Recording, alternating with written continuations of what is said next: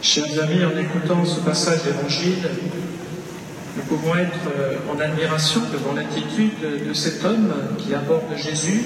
« Je te suivrai partout où tu iras », dit-il à Jésus.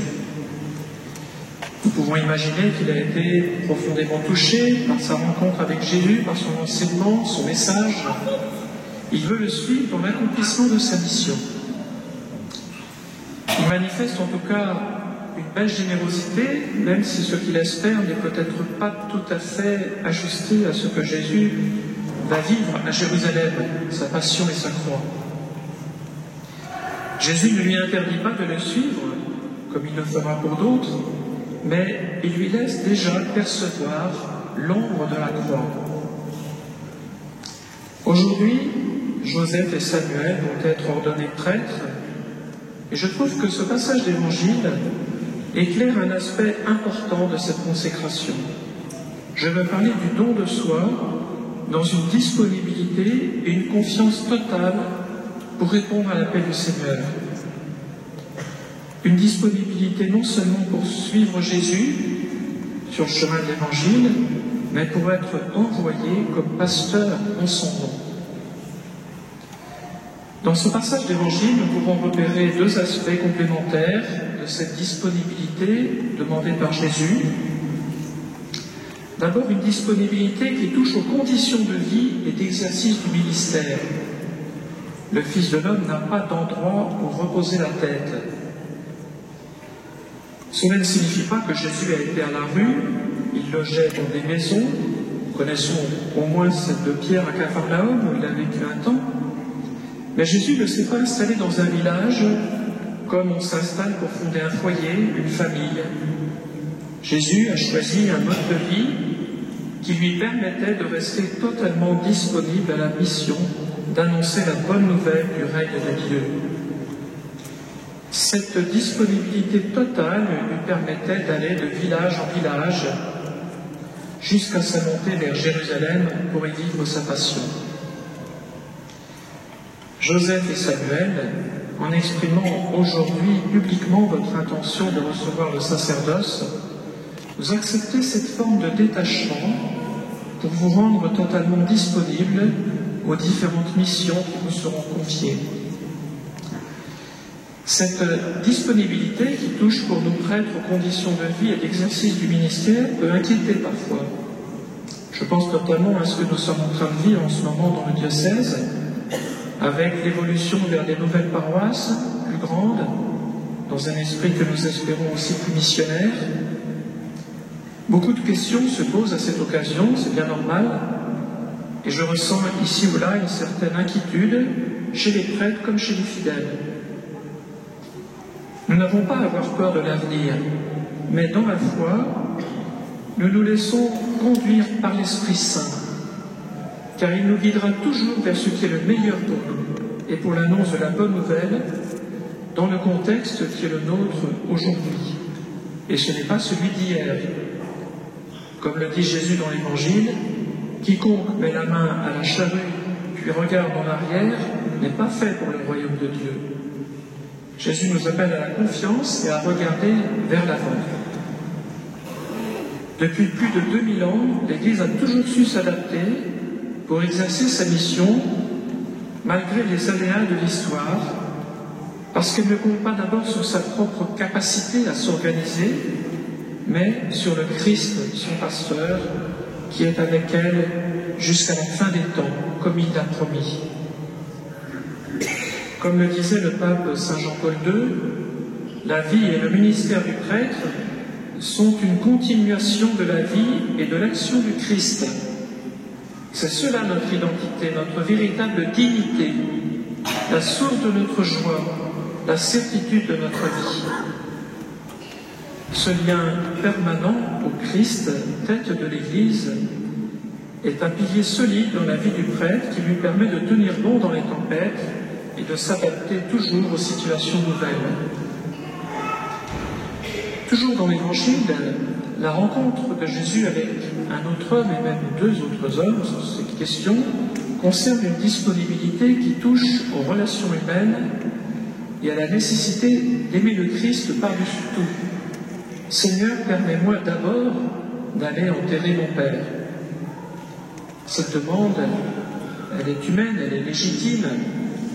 Et la réponse de Jésus, laisse les morts enterrer leurs morts, a dû paraître incroyablement dure, voire incompréhensible pour ceux qui l'écoutaient. Il me semble qu'en prenant cet exemple des obsèques du Père, c'est pas rien les obsèques de son Père, Jésus doit montrer jusqu'où doit aller la disponibilité à le suivre. Il a choisi un cas extrême qui fait bien réfléchir.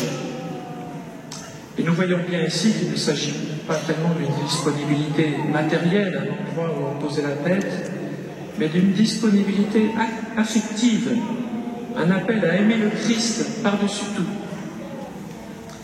Elle nous fait penser à la question posée à Pierre dans l'évangile de Saint Jean, chapitre 21. « Pierre, m'aimes-tu plus que ceux-ci » c'est-à-dire plus que ta famille, plus que tes amis les plus chers. Cette disponibilité concerne donc nos relations amicales, nos relations familiales, mais également notre engagement à être chaste dans le célibat consacré. Être prêtre, cependant, ne signifie pas renoncer à sa famille, et le prêtre continue d'honorer son père et sa mère, et je dirais que les parents sont aussi un bon soutien pour leur enfant prêtre. Toutefois, il y a parfois des choix à faire dans notre agenda qui sont coûteux sur ce plan-là.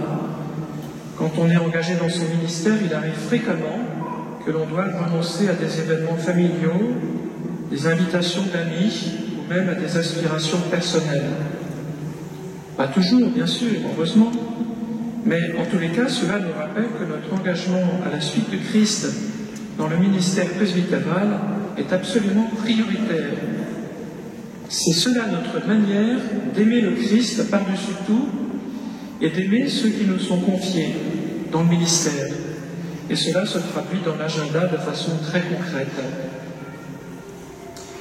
En m'écoutant, certains d'entre vous se disent peut-être que cet appel du Christ à une totale disponibilité tient plutôt de l'héroïsme.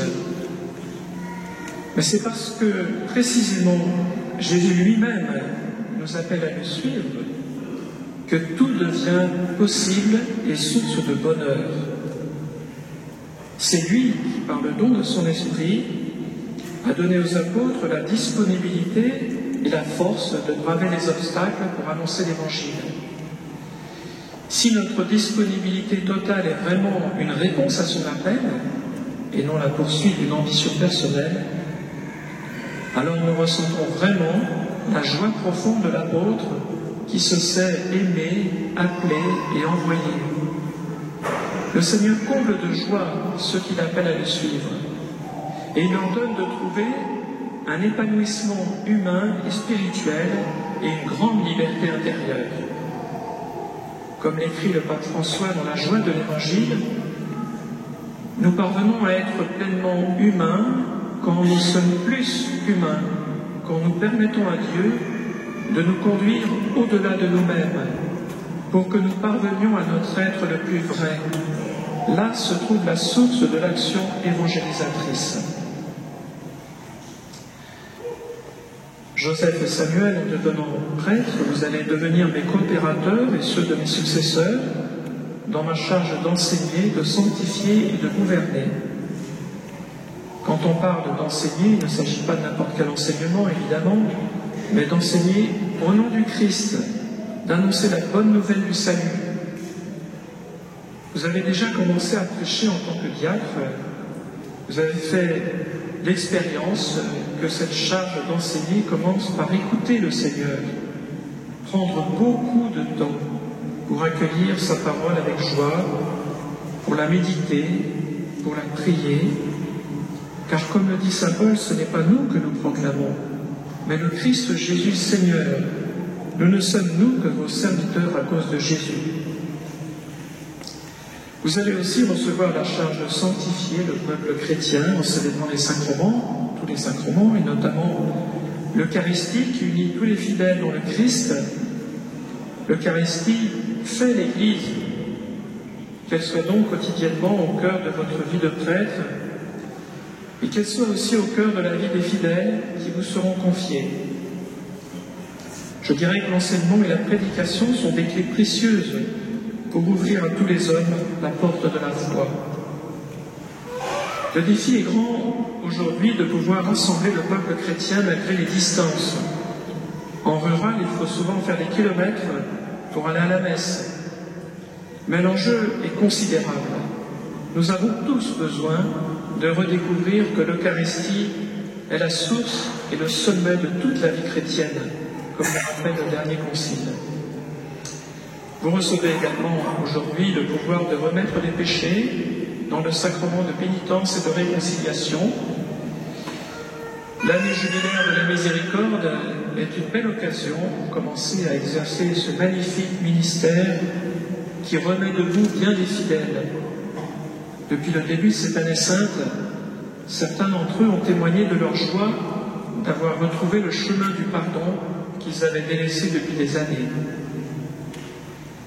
Vous allez enfin remplir la charge en coopération avec moi de gouverner le peuple de Dieu à la manière du Christ pasteur, en prenant soin de ceux qui souffrent et en vous efforçant de rejoindre ceux qui se sont éloignés, sans oublier bien sûr ceux qui sont restés fidèles, mais qui ont besoin de leur prêtre pour continuer à grandir dans la foi. Dans l'évangile de ce jour, Jésus invite ses apôtres à respecter les Samaritains, malgré leur refus de les recevoir. En devenant prêtre, vous êtes comme Jésus, le pasteur de tous, même de ceux qui sont hostiles à la foi chrétienne ou à l'Église. La responsabilité du prêtre ne se limite pas à ceux qui sont déjà baptisés, ni même à ceux qui sont croyants, vous le savez bien. Et vous aurez toujours à aimer le peuple qui vous sera confié et à entraîner le peuple chrétien à témoigner de la joie de l'Évangile. Amen.